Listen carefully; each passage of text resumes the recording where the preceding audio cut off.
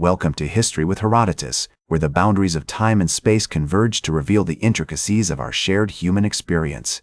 Today, we embark on a journey to explore one of the most pivotal conflicts of the 20th century, the Korean War. This often overlooked yet profoundly significant episode in modern history will be our focus as we delve into the complexities that led to the war's outbreak and its far-reaching consequences. In the aftermath of World War II, the world was reeling from the devastation of global conflict. The Allied powers, led by the United States, the Soviet Union, and China, had emerged victorious, but were now grappling with the challenges of rebuilding and redefining the post-war order. It was amidst this tumultuous landscape that the seeds of the Korean War were sown. The Korean Peninsula, a region of stunning natural beauty and strategic importance, found itself at the crossroads of competing interests and ideologies. To understand the events that led to the Korean War, we must first examine the historical context of the Korean Peninsula. For centuries, Korea had been a unified nation with its own distinct culture, language, and traditions. However, in 1910, Japan annexed Korea, imposing a harsh colonial rule that would last for nearly 4 decades. This period of Japanese occupation had a profound impact on the Korean people, as they were forced to adopt Japanese customs, language, and even names.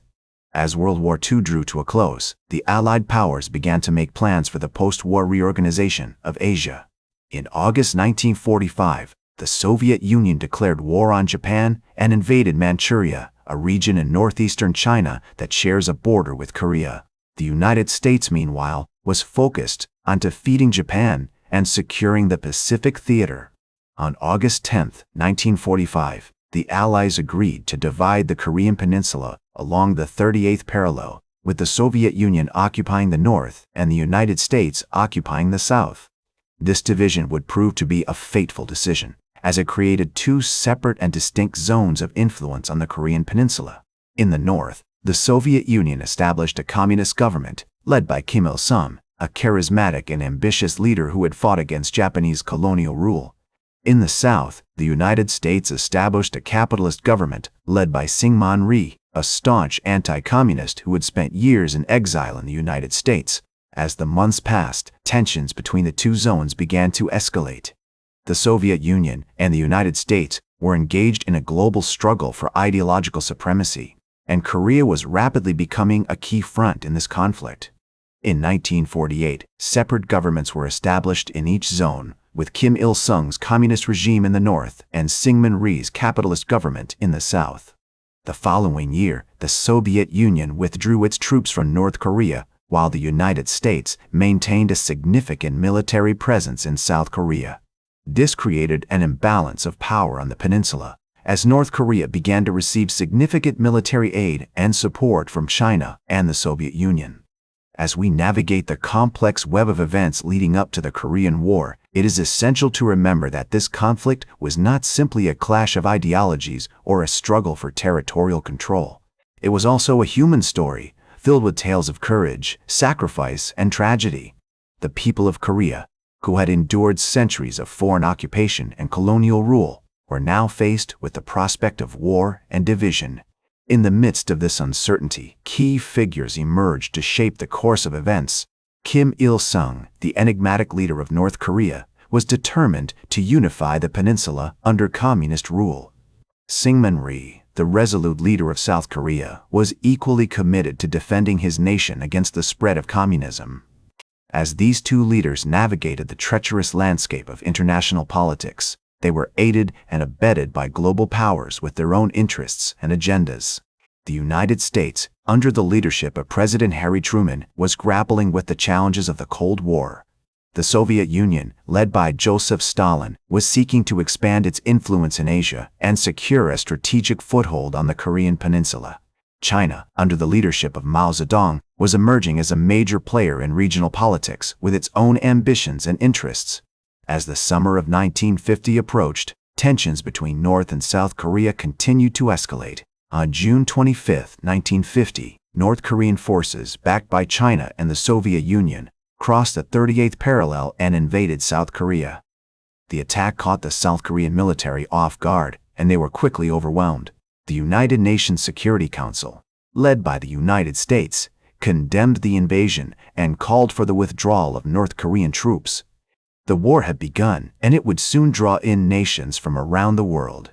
On June 28, 1950, President Harry Truman ordered U.S. air and naval forces to support South Korea, and on July 7, 1950, the United Nations Security Council authorized the formation of a unified command under General Douglas MacArthur. One of the most significant events of the war took place on September 15, 1950, when General MacArthur led a daring amphibious assault at Incheon, a port city located on the west coast of Korea. The landing was a masterstroke, catching the North Korean army off guard and allowing UN forces to establish a foothold behind enemy lines. As the U.S. Marines and soldiers poured ashore, they were met with fierce resistance, but they fought their way through the city, eventually securing the port and paving the way for a push northwards. The Incheon landing was a turning point in the war, as it allowed UN forces to gain the initiative and begin pushing the North Korean army back. On September 28, 1950, Seoul, the capital of South Korea, was recaptured by UN forces, and on October 1, 1950, U.S. and South Korean troops crossed the 38th parallel, entering North Korea. The war was now being fought on multiple fronts, with battles taking place in the mountains and valleys of North Korea. As the winter of 1950 approached, the war took a brutal turn. On November 27, 1950, Chinese forces, led by General Peng Dehuai, entered the war, crossing the Yalu River and attacking UN forces in northwestern Korea. The Chinese intervention caught the UN command off guard, and they were quickly forced to retreat from their positions in North Korea. The Battle of Chosin Reservoir, fought between November 27 and December 11, 1950, was one of the most brutal battles of the war, with U.S. Marines and soldiers fighting against overwhelming odds to escape encirclement by Chinese forces. The winter of 1950-51 was a dark time for UN forces in Korea. As General Matthew Ridgway, who took command of the 8th Army in December 1950, noted, the war had become a matter of endurance, of hanging on, of refusing to yield. The UN command was forced to regroup and reassess its strategy, but it refused to give up. On February 23, 1951, UN forces launched Operation Killer, a series of attacks aimed at pushing the Chinese and North Korean armies back. The operation was a success, and by the spring of 1951, the war had reached a stalemate. As the summer of 1951 approached, the war became increasingly brutal, with both sides committing atrocities against civilians and prisoners of war. On July 27, 1951, the UN command began Operation Commando, a series of raids aimed at disrupting Chinese supply lines and communication networks. The operation was a success, but it came at a high cost in lives and resources. As General Ridgway noted, the war had become a grind, a relentless and merciless struggle that seemed to have no end. As the summer of 1951 wore on, the war continued to grind on, with both sides dug in and refusing to yield. Command, led by General Matthew Ridgway, had managed to stabilize the front lines and prevent a complete collapse, but the cost had been high. On July 10, 1951, armistice talks began at Panmunjom, a small village in a demilitarized zone between North and South Korea. The negotiations were difficult and often contentious, with both sides refusing to give in on key issues such as the repatriation of prisoners of war and the location of the demarcation line. Despite these challenges, the talks continued, fueled by a growing desire on both sides to bring an end to the bloodshed. As General Ridgway noted, the war had become a stalemate, with neither side able to gain a decisive advantage. It was time to seek a peaceful solution. On November 27, 1952, the UN command proposed a compromise on the issue of prisoner repatriation, which was accepted by the Chinese and North Korean delegations. This breakthrough paved the way for further progress in the negotiations. On July 27, 1953, the Armistice Agreement was finally signed, bringing an end to hostilities on the Korean peninsula. The agreement established a ceasefire, created a demilitarized zone between North and South Korea, and provided for the exchange of prisoners of war. As General Mark Clark, the UN commander, said, The armistice is a victory for the United Nations, not because it has achieved all that we had hoped for, but because it has brought an end to the fighting and opened the way for a peaceful settlement. In the years following the armistice, the Korean War slowly faded from public consciousness, overshadowed by other global events such as the Cold War and the Vietnam War. However, its legacy continued to shape international relations and global politics. In South Korea, the war is commemorated as a struggle for freedom and independence, with many regarding it as a defining moment in the country's history. As President Moon Jae-in of South Korea has said, "The Korean War was a war that defended our nation's sovereignty and freedom, and we must never forget the sacrifices made by those who fought for our country." In contrast, North Korea views the war as a heroic struggle against imperialism, with many regarding it as a key moment in the country's revolutionary history.